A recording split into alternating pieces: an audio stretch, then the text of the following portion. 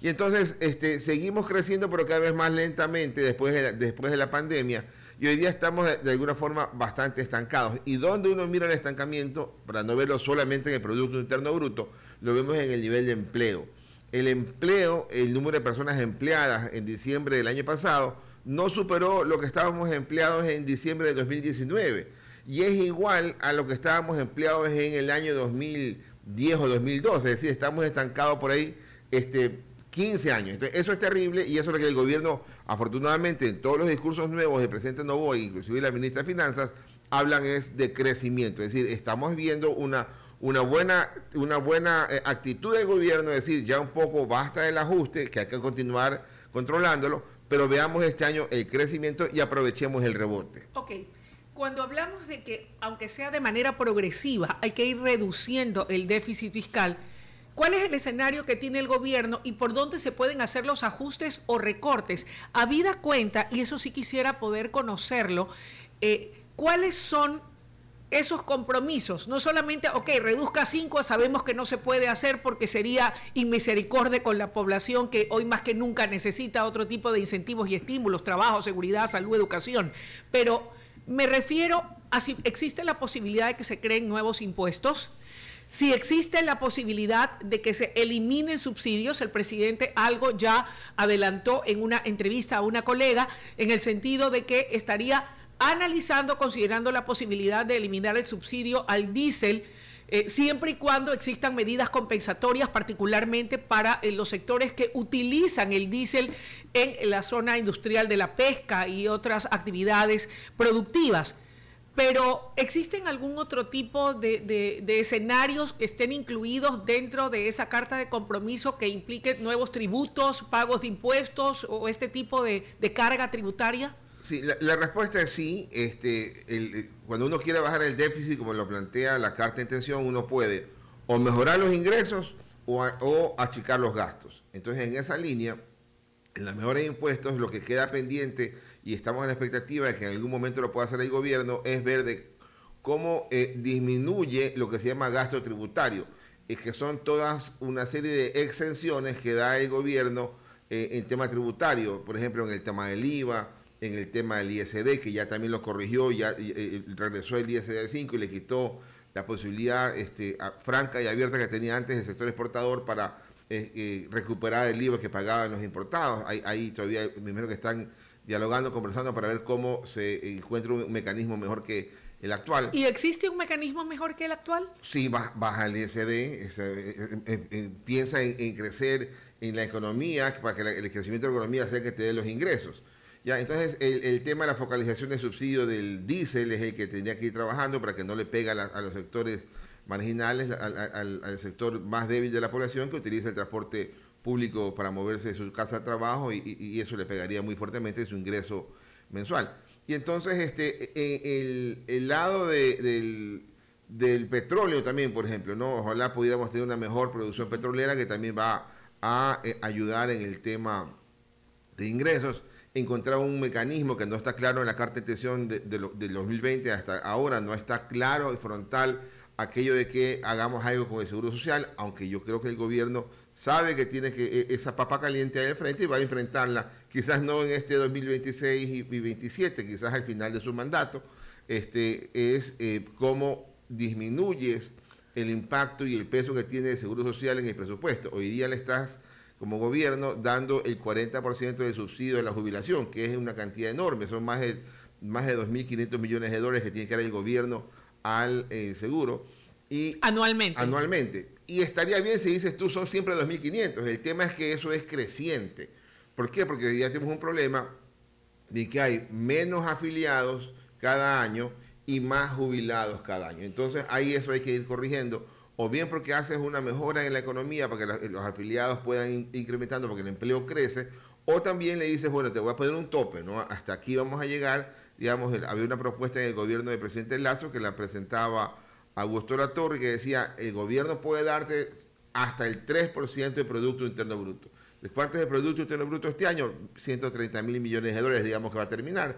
El 3% estamos hablando hasta casi 4.000 millones de dólares lo que te podríamos dar en esa. Pero ya después de eso de ahí no podemos, porque va a llegar un momento que eso ese valor que de subsidio va a ser tan importante después de 10, 15 años como el tamaño del gasto en nóminas, que son hoy día 10.000 millones de dólares. Pero tomar una decisión como esa con respecto al tema del Instituto Ecuatoriano de Seguridad Social y el aporte que da el Estado para poder cubrir el pago, buena parte del pago a los jubilados, tendría un costo político muy alto. Tendrá que tomar una decisión muy, si se quiere, prudente, muy analizada, muy estudiada, a efectos de que no salte, en este caso, ese sector de la población. Sí, por eso es que el gobierno arranca bien diciendo voy al crecimiento. Okay. Porque en la medida que venga el crecimiento, vendrá más recaudación de impuestos, vendrá más empleados, más plata de seguro social. Y en la medida que la economía crezca, entonces los recursos que el gobierno puede darle a la seguridad social también le permite incrementar. Pero si la economía se estanca, como estaba estancada en los últimos 7 años. Va a llegar a ser insostenible el tema del seguro. Y entonces, si no haces nada, entonces te va a reventar igualito. Entonces es preferible mejorar la economía y tratar también de corregir el tema en la seguridad social. Ahora, como está el tema de la situación económica, que es compleja, más allá de los anuncios alentadores que hace el presidente en su búsqueda de poder buscar el crecimiento de la economía, ¿podría soportar el colectivo ciudadano, el ciudadano de a pie, la gente, los sectores productivos, los profesionales como nosotros, la creación de nuevos impuestos o tributos? En este año no debería el gobierno plantear nuevos impuestos, porque estaría desperdiciando el momento económico. La economía, hay un concepto viejísimo que se llama ciclo económico, ¿no? Hay momentos de crisis, como el año pasado, hay momentos de auge, ¿verdad? Y estamos hoy día entre la crisis del 2024 y el auge que vendrá después de 2 o 3 años. Entonces estamos en la recuperación. Entonces cuando la economía se empieza a recuperar, no puedes meterles impuestos, porque es como pegarle a que quiere sacar la cabeza. Entonces la economía necesita recuperarse. Mire que el presidente de la República en el debate presidencial, quizás mucho más por debate que por tema económico, decía que él esperaba que la economía crezca 4%. Ese fue el número del presidente. Así es. ¿Verdad?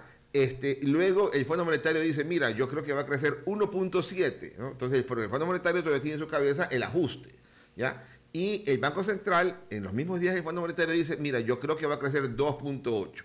Si usted me dice, ¿a quién le creemos? ¿Al presidente del 4%, al Fondo Monetario el 1.7 o el Banco Central el 2.8? Yo creo que el crecimiento económico en el 2025 va a estar entre el nivel del 2.8 del Banco Central y el techo máximo del 4% del presidente de la República. Entonces, mi número está un poquito arriba del 3%, que está bien porque quiere decir que caíste el año pasado 2%, puedes crecer, aunque buena parte del crecimiento es rebote, pero vas a empezar a ver señales. Ya habían datos de empleo mejorado un poquito en las últimas semanas, y entonces eso es lo que necesitamos, el dinamismo en la economía. Ok, cuando hablamos de un crecimiento promedio de un 3%, ¿de cuántas plazas de trabajo podríamos estar hablando con un crecimiento promedio de un 3%, que es la expectativa que un poco se tiene entre las tres opciones, la intención del presidente de la República, lo que dice este organismo multilateral que es el FMI y lo que dice el Banco Central del Ecuador?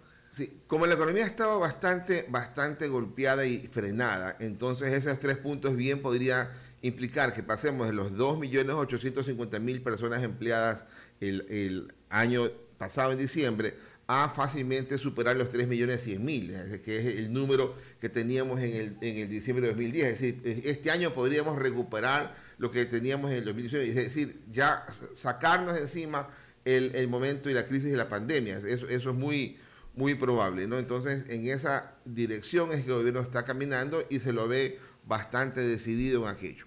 Ahora, había trascendido, yo había escuchado que probablemente podría existir dentro de esa carta de compromiso la necesidad de ir hacia un impuesto al patrimonio. ¿Qué información tienes, Fausto, al respecto y qué implicaría aquello? ¿A quién iría enfocado? ¿A quién iría dirigido? ¿Y qué incidencia va a tener? Sí, en los últimos 4 años, 4 o 5 años, hemos observado los impuestos temporales, aquel impuesto por esta sola vez, digamos, y ese impuesto temporal, al hacerlo todos los años, ya empieza a volverse un impuesto que no es temporal, sino ya empieza a tornarse definitivo. Entonces hubo el impuesto temporal a las utilidades de los bancos, el patrimonio de las empresas, por el tema de la pandemia. Hubo un impuesto temporal por la seguridad, hubo un impuesto temporal por cualquier cosa. Entonces, y el impuesto temporal ha caído sobre el patrimonio de las empresas, ¿no? Entonces, es un impuesto que es de fácil aprobación, porque en la Asamblea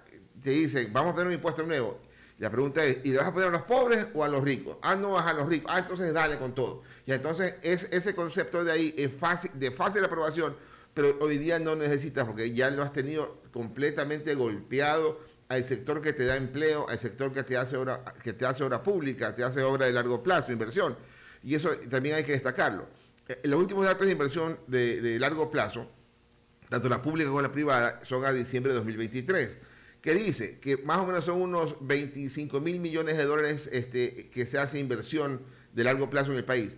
Pero 15% del Producto Interno Bruto, es decir, lo hace el sector privado y 5% del PIB lo hace el sector público. Es decir, la relación es, por cada dólar que invierte el sector público, el sector privado invierte 3. Por lo tanto, si uno pierde la perspectiva y quiere volver a ponerle impuesto al sector privado, esa relación se puede afectar. Entonces, más bien hay que incentivar esa relación para que el gobierno pueda ir de ese 5% a 6% y el sector privado también se vaya un poquito más arriba. Sobre todo porque hoy más que nunca, y así lo dijo también el presidente de la República en su discurso de posesión, es importante el fortalecer el tema de las alianzas estratégicas entre el sector público y privado, porque está claro que el Estado, más allá de que el presidente ha intentado poner la casa en orden y en parte lo ha hecho, no tiene de momento los recursos que sí va a requerir del sector privado para poder acometer en obra pública, en inversión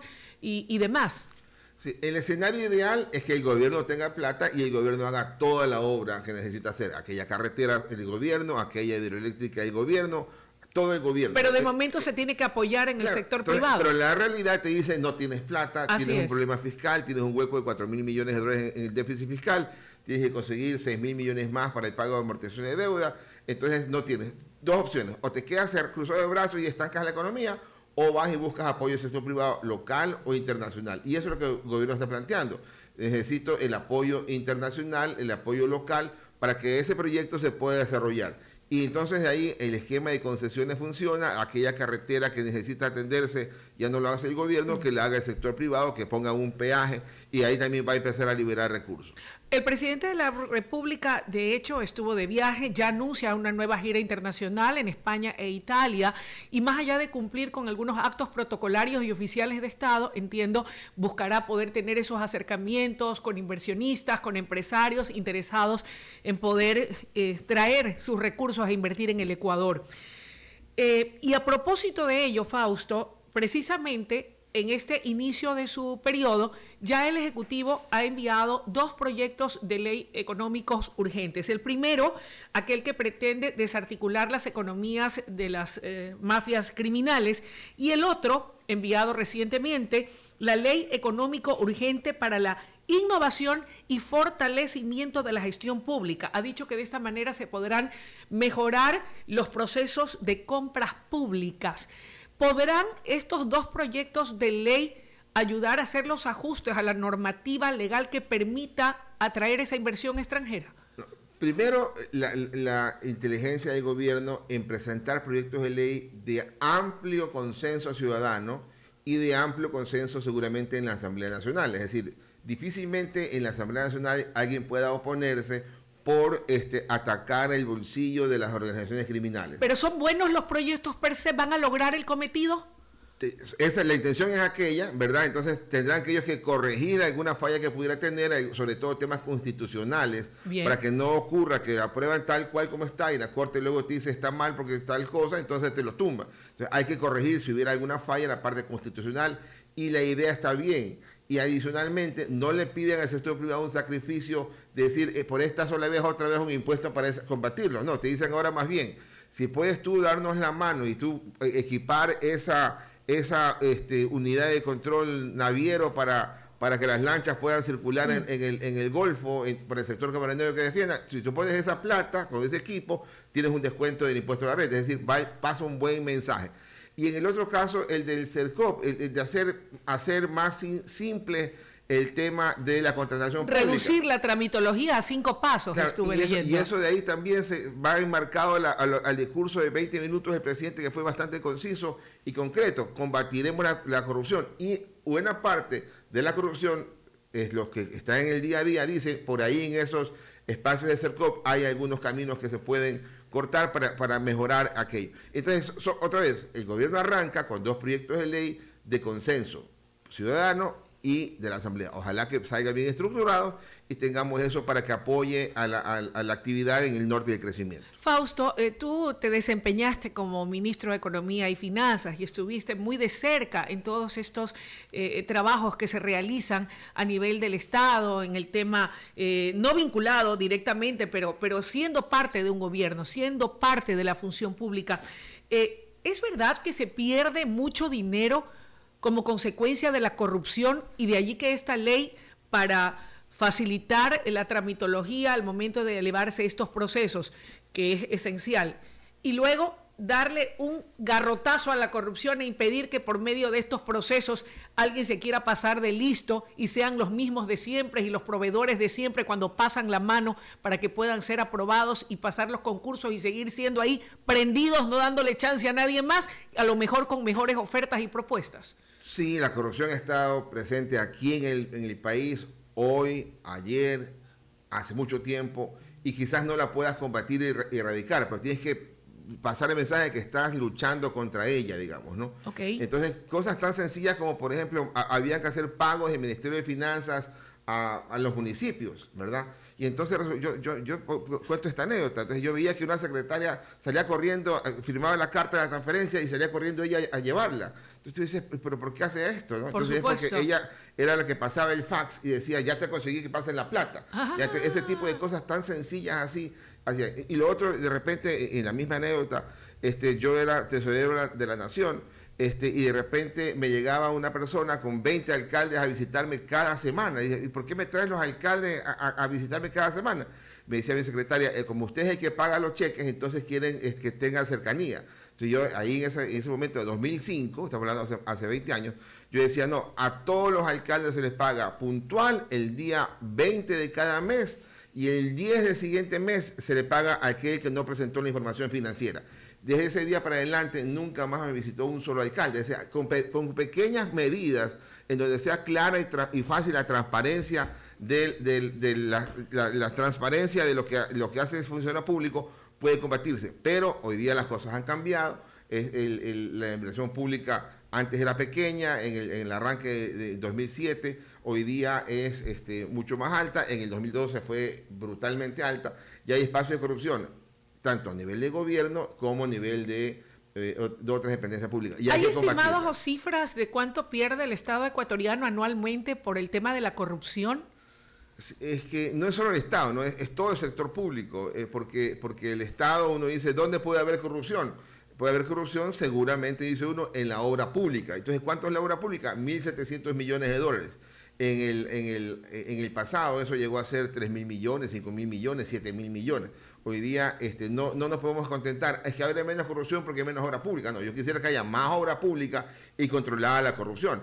Entonces uno puede señalar cuánto podría haber ahí, un número al azar, 10, 15, 20% podría haber. Es poco probable que haya corrupción en los 10.000 millones que se le paga a la nómina pública. Poco probable que haya corrupción en los 3.000 millones que se le paga a la Seguridad Social. Es más clara la corrupción en la obra pública, ¿no? En los procesos. En los procesos. Ahí hay que entonces combatir y por eso el gobierno arranca bien con el CERCOP, porque es los procesos de contratación que son para el gobierno y también son para los otros entes públicos. Dicho en otras palabras, se acaba con la viveza criolla de esos mandos medios y por otro lado los compadrazgos y los amigazgos de aquí a mi amigo, a este que tiene la empresa, a este que lo conozco, que este es mi primo, mi pariente. Le pasas el mensaje claro que estás combatiendo contra ellos y luego habrá que insistir. Ok, aparte de esas dos proyectos de ley enviados por el Ejecutivo, ¿qué otros proyectos, qué otras normativas debieran implementarse y debiera considerar el presidente de la República para terminar de afinar y cerrar el círculo y poder propender a dar esa normativa jurídica que permita ese crecimiento integral del Estado? Sí, si el problema principal es el empleo, ¿verdad? El gobierno debe insistir en temas de empleo, ¿verdad?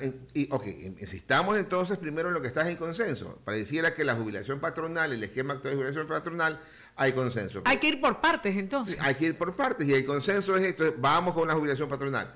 Y el gobierno pudiera volver a intentar el tema el trabajo por hora, que la vez pasada lo puso en una consulta, pero no la empujó y porque se empeñó en la parte política y la ganó y ahora dejó la parte económica a un lado. Quizás ¿cuánto nos afecta el no tener la flexibilidad o el trabajo por horas?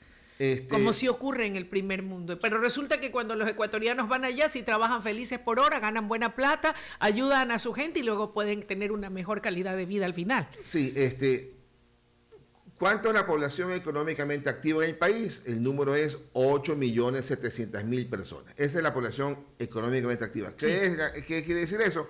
Aquella población arriba de 15 años que puede trabajar. Esa es. ¿Cuántos están trabajando? Redondiémoslo, están trabajando 3 millones de personas. ¿Trabajando cómo? Con el salario básico y más de las 40 horas semanales. Entonces quiere decir que estás 5 millones y medio de personas que están o en el subempleo o en el desempleo. Ahí, de la gente que está en el subempleo, bien podrías tú darle espacio para que se formalice, ¿verdad? Para que pueda trabajar por hora, que tenga los mismos beneficios de la seguridad social, que pueda afiliarse, que pueda pagar. Entonces también eso ayuda a que la seguridad social mejore también sus afiliaciones.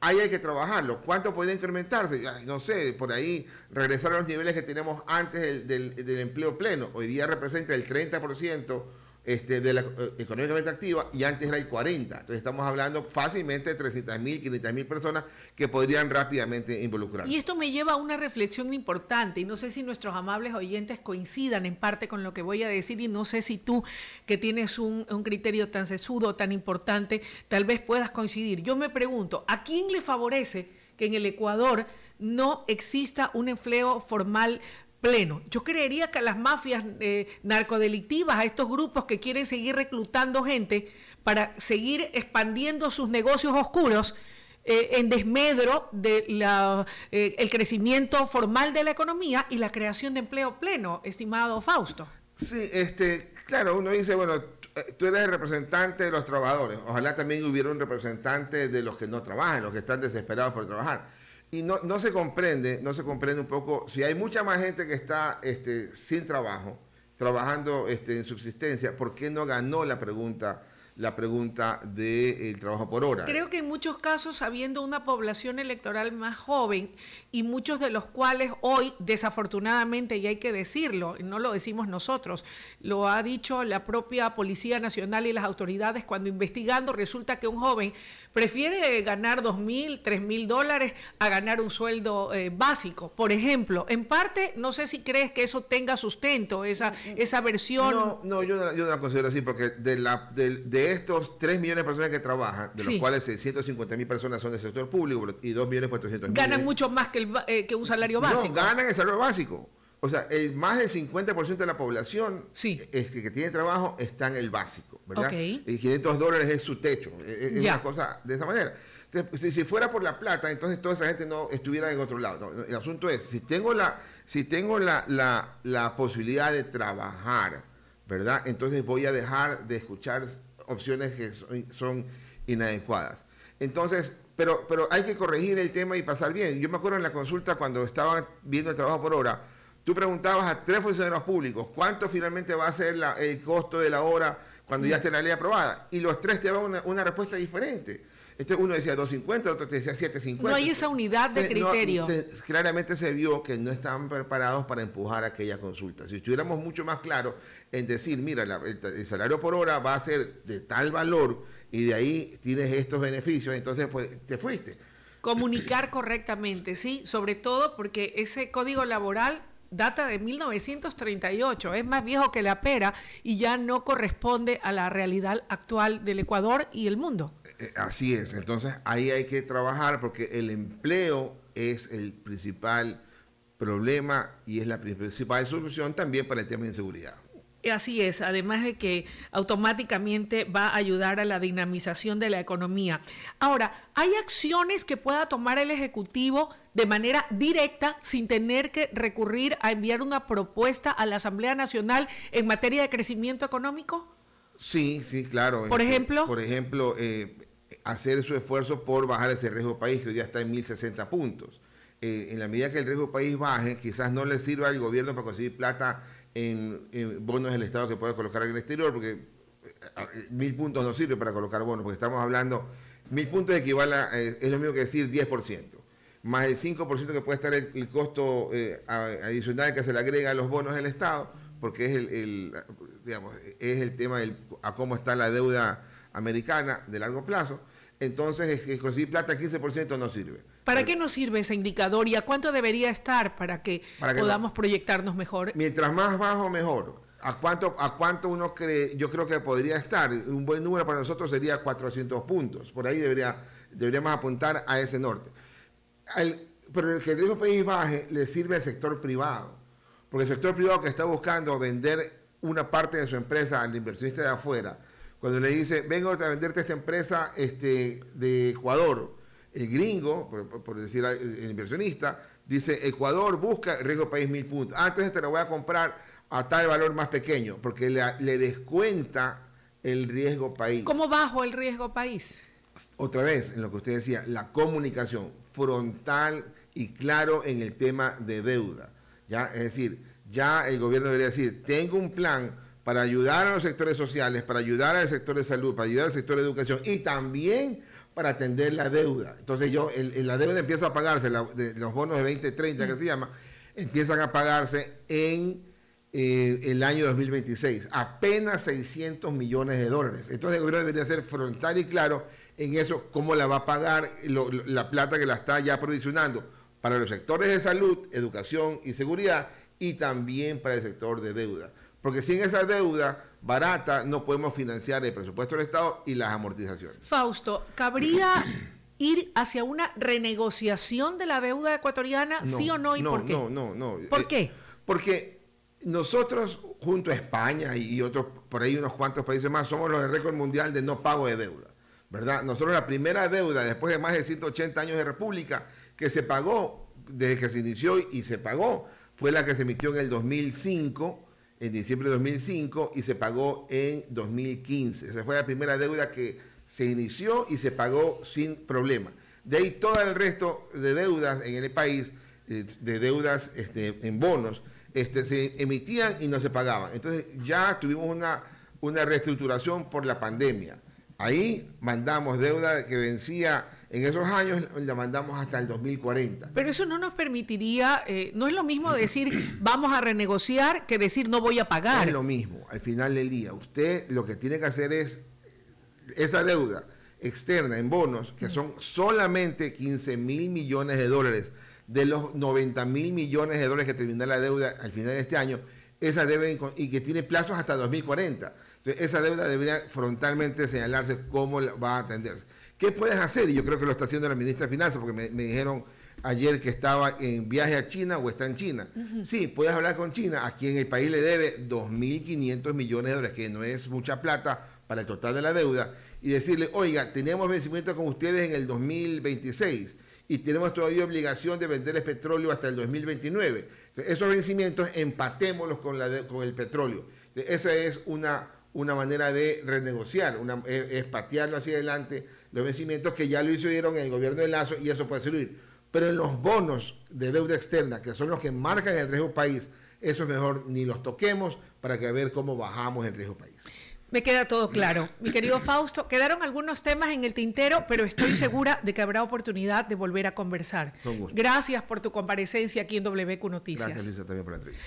Y bien, amigos, ha sido la intervención de Fausto Ortiz, exministro de Economía y Finanzas, dándonos sus valiosas opiniones respecto de cuál deberá ser el proceso que acometa el gobierno nacional con el presidente Daniel Noboa a la cabeza y su equipo económico para lograr ese ansiado crecimiento de la economía del Ecuador, siendo la principal de sus causas, el poder generar empleo que dinamice la economía. Vamos a una breve pausa y enseguida volvemos con más aquí en WQ Noticias. WQ Radio. WQ Radio. Está siendo retransmitido por Radio Candela 90.7 en la provincia de El Oro y Diario Opinión.